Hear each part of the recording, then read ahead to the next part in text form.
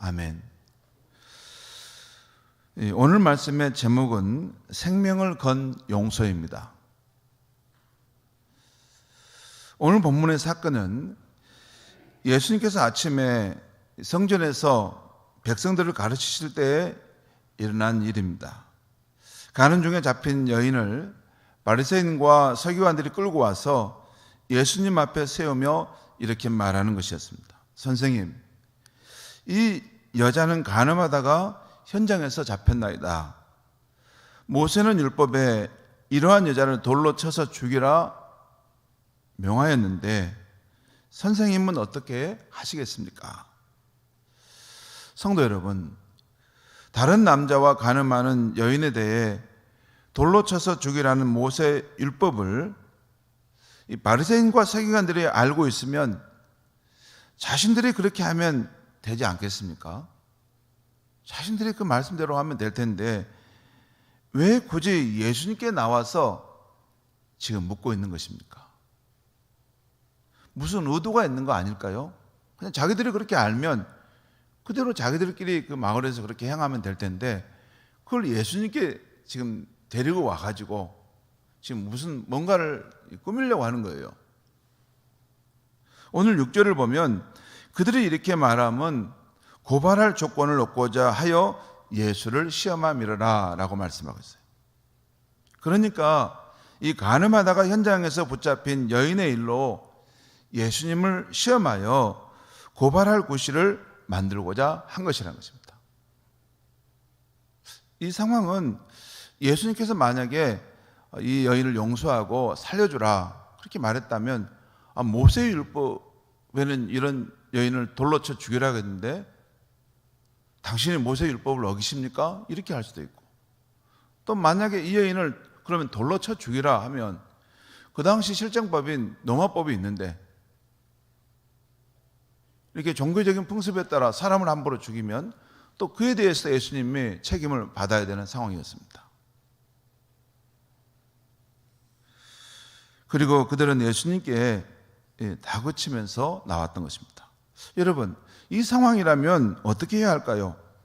예를 들어 사람들이 무리를 지어 나와 증거물을 가지고 재촉합니다. 흥분한 감정으로 경로에 있습니다. 자신을 모함해 죽이려고 합니다. 여러분, 그런 상황 없었습니까? 예수님이 지금 그런 상황에 놓여 있는 것입니다. 보통 우리는 이럴 때 어떻게 합니까? 사람들이 흥분해가지고 막 경로해가지고 증거물을 가지고 자신을 죽이려고 막 이렇게 몰아붙이는 거예요. 그때 우리는 어떻게 합니까? 두 가지 모습을 나타내지 않습니까? 그 기세에 압도되어 주눅이 들거나 또는 흥분해서 함께 맞대응하는 것입니다. 너 죽고 나 죽자 이렇게 맞대응하는 것입니다. 그런데 이런 상황에서 예수님은 어떻게 대응하고 계십니까? 오늘 말씀 6절을 보면 일단 예수님은 몸을 굽히사 손가락으로 땅에 무언가를 쓰셨다고 하고 있습니다. 그러니까 흥분한 감정으로 찾아온 이들과 맞대응하지 않으신 것입니다. 오히려 사람들이 격한 감정을 가라앉히고 냉정을 찾을 수 있도록 우리 주님 몸을 굽혀서 땅에 무언가를 쓰시는 잠깐의 시간을 가지셨습니다. 여러분이 시간의 인터벌도 필요합니다. 공간의 이 인터벌도 필요합니다.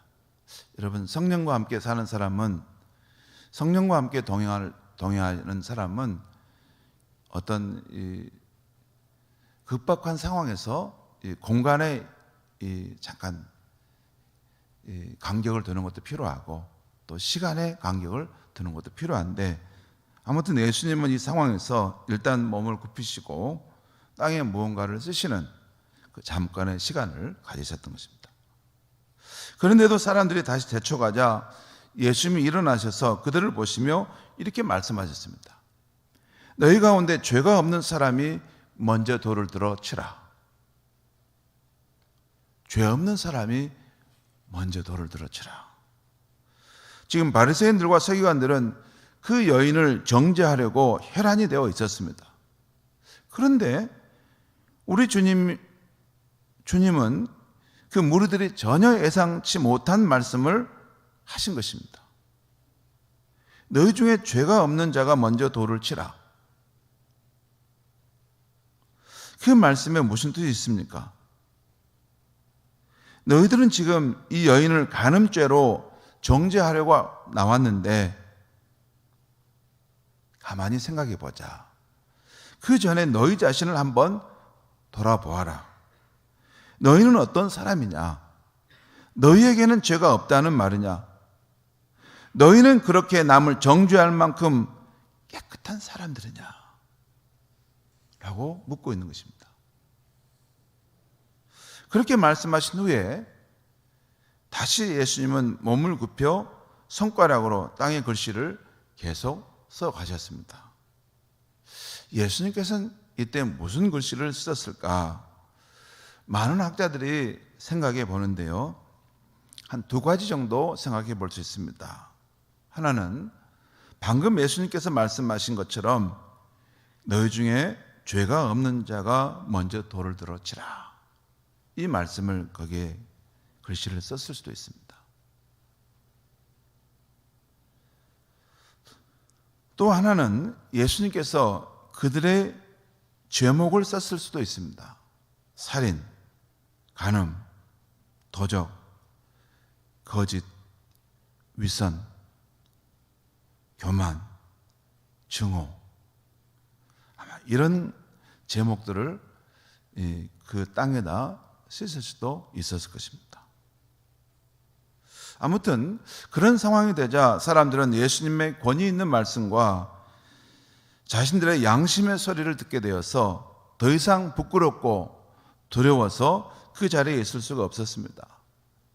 결국 서로 눈치를 보다가 어른에서 젊은이까지 하나둘 다 사라지게 되었습니다. 마침내 예수님과 그 여인만 남게 되었지요. 이제 예수님은 일어나셔서 주변의 상황을 보시고 여인에게 너를 고발하던 이들이 어디 있느냐? 너를 정죄하던 자들이 어디 있느냐라고 물으십니다. 그때 여인이 주여 아무도 없나이다 라고 대답하죠. 그때 예수님께서는 그 불쌍한 여자에게 나도 너를 정죄하지 않는다 라고 말씀하십니다. 성도 여러분, 이 여인은 실제 다른 남자와 간음하다 붙잡힌 죄를 지었습니다. 모세 율법에 의하면 이런 경우 돌로 쳐서 죽임을 당하는 형벌을 받아야 했습니다. 그런데 오늘 예수님께서 내가 너를 정죄하지 않는다고 하셨다는 것이에요. 이것은 이 여인의 죄를 너무 가볍게 용서하시는 것이 아닌가라는 생각을 우리가 갖게 될 수 있습니다. 그렇지 않습니까? 실제 현행범으로 그 상황에서 잡혀온 것이고 남의 유부남과 함께 이런 간음하는 상황에 잡힌 거라면 지금도 여러분 중동 지역에는 그런 상황은 정말 돌로 쳐서 사람을 죽이지 않습니까? 그런 상황인데 예수님은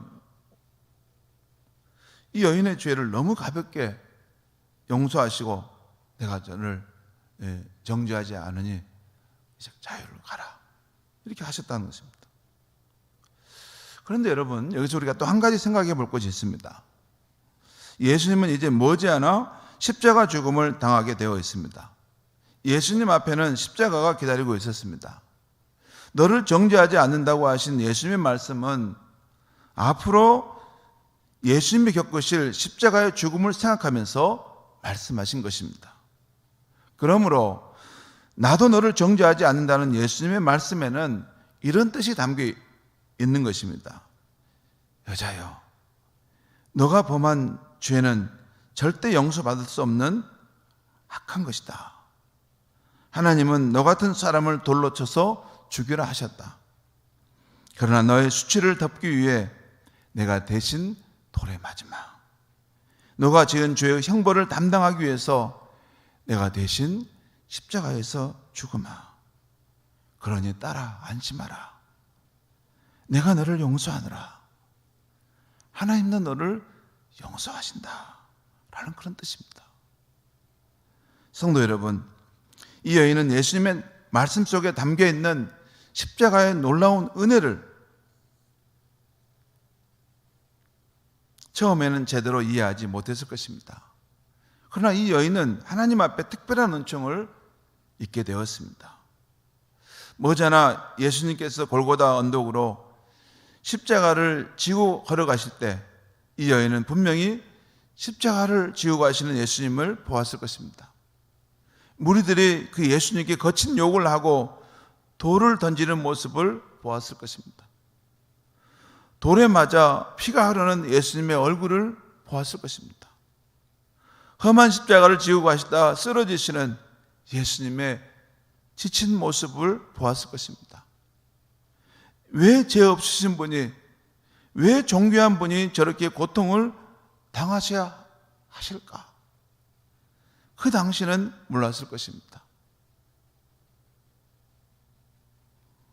그러나 얼마 후 오순절에 성령이 임하시고 그 여인이 감동케 되었을 때 드디어 눈이 열려서 십자가를 지시고 골고다의 언덕을 오르셨던 그 예수, 십자가에서 달려 처절하게 피 흘리셔 돌아가신 그 예수님, 그분이 바로 자신이 맞을 돌멩이를 맞고 대신 조우하신 분이라는 것을 깨닫게 되었을 것입니다.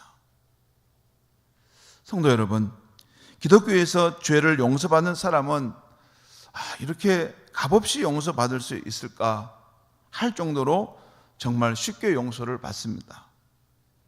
그러나 죄를 용서하시는 하나님은 생명을 거신 것입니다. 하나님은 자기 아들의 생명을 걸고 우리의 죄값을 치르시고 용서하신 것입니다. 오늘 요한복음 8장에 나오는 이 여인을 용서하시는 이 이야기를 복음성가 가수 박종호 씨가 바닥에 새긴 사랑이라는 그런 제목의 찬양으로 부르는 것을 제가 보았습니다. 그 가사가 이런 내용입니다. 사람들은 나의 죄를 보고 주는 나의 아픔을 보내. 그들은 내게 손가락질을 하고 주는 나를 감싸시네. 죄 없는 네가 먼저 치라. 바닥에 새긴 사랑. 십자가에 다시 새겨 나의 생명을 구하네. 감출 수 없는 나의 허물을 자신을 버려 덮으시고 피할 수 없는 나의 영혼을 십자가에 숨기시네. 나의 수치와 죽음을 대신 당하신 그 십자가 뒤로, 죄 없으신 이 예수 뒤로, 그 십자가 뒤로 숨기시네. 이 찬양입니다.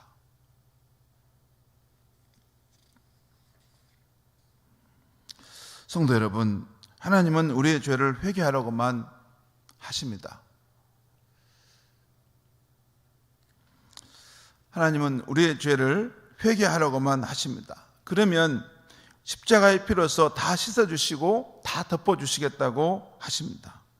우리 입장에서 볼 때는 얼마나 쉽게 용서받는 것입니까?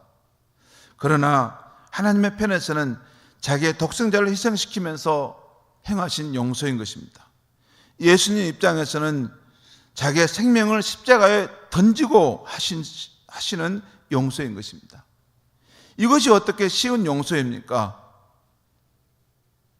우리는 이 값진 은혜를 늘 마음에 기억하고 살아야 합니다. 내가 창공을 마음껏 나는 새처럼 자유함을 얻어 하나님의 자녀로 살아가는 오늘의 이 행복이 있기까지 죄 없으신 예수님이 당하신 십자가의 고통이 있었음을 기억해야 한다는 것입니다. 성도 여러분, 이렇게 이 여인의 자유와 새 생명을 위해서 자신을 십자가의 고통에 내어주신 예수님, 그 예수님은 계속 말씀하십니다. 나도 너를 정죄하지 않는다 하신 후에 또 뭐라고 하십니까? 11절 끝에 보면 가서 다시는 죄를 범하지 말라 하십니다. 성도 여러분, 예수님은 우리가 죄를 용서받았으면 다시 죄를 짓지 않기를 바라신 분입니다.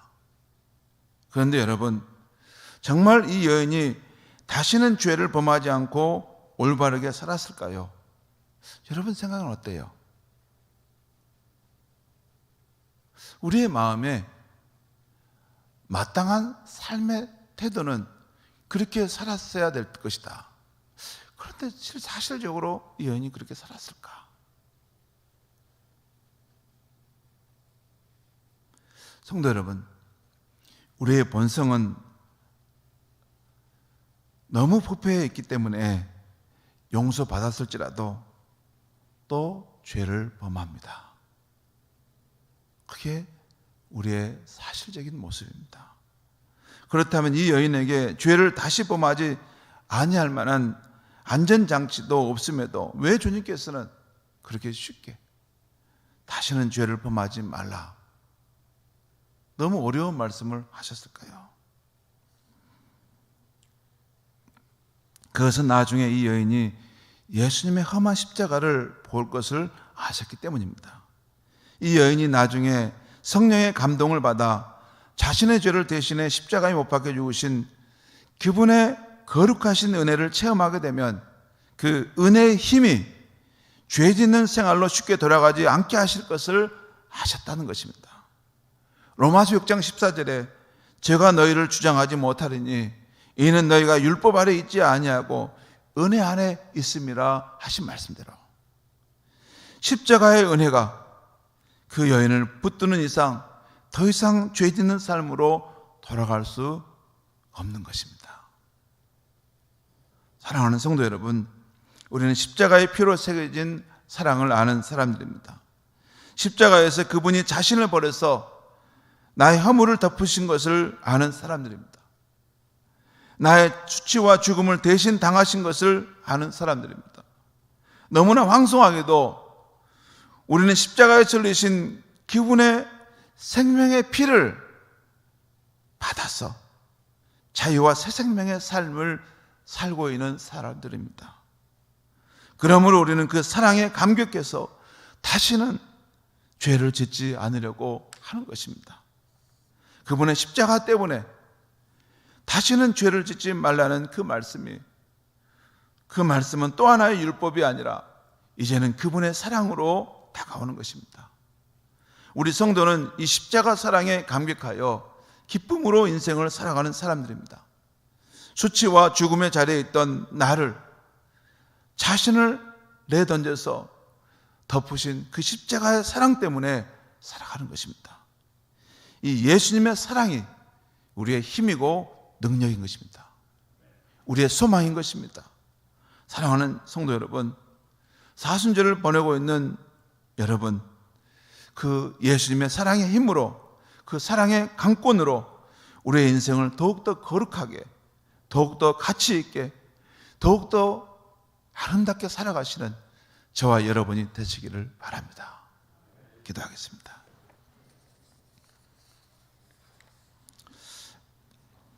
하나님 아버지, 사순절을 보내는 이 아침에 생명을 건 용서라는 귀한 말씀으로 다시 한번 우리의 영혼을 진동하시고 우리의 마음을 붙드시는 은혜를 베풀어 주시니 감사합니다. 너희는 회개하고 돌이키고 내게 돌아오기만 하라. 그러면 너희의 모든 죄가 용서함 받고 너희가 이제 자유함과 새 생명을 얻을 것이다 말씀하신 하나님, 우리는 이것이 쉽게 우리가 누리는 것이기에 하나님 편에서도 이것이 쉽게 우리에게 주어진 것이라고 생각했습니다. 하지만 하나님은 당신의 그 아들의 생명을 내어주시는 아픔을 겪으시고 예수님은 십자가에 자신의 생명을 던지는 그 희생을 겪으시고 우리에게 베푸신 은혜이고 사랑임을 알게 하시니 감사합니다. 하나님 아버지, 우리의 삶이 우리가 자유함을 누리고 새 생명을 누리는 이 복된 인생이 거저 주어진 것이 아니라 우리 예수님의 생명을 건 희생 속에 오신 것임을 기억할 수 있게 하여 주시옵소서. 그 십자가의 은혜 안에 그 은혜에 사로잡혀 서 있는 것이 우리의 인생임을 깨닫게 하여 주시옵소서. 율법의 지배를 받지 않고 은혜의 힘의 지배를 받아 살아가는 우리가 되게 하여 주시옵소서. 다시는 죄가 우리를 사로잡지 못하고 은혜의 힘이 우리를 붙들므로 우리가 더욱더 거룩하게, 더욱더 아름답게, 더욱더 가치 있게 주님을 섬기고 사랑함으로 하나님을 영화롭게 하는 아름다운 백성들이 되게 하여 주시옵소서. 예수님의 이름으로 기도하옵나이다.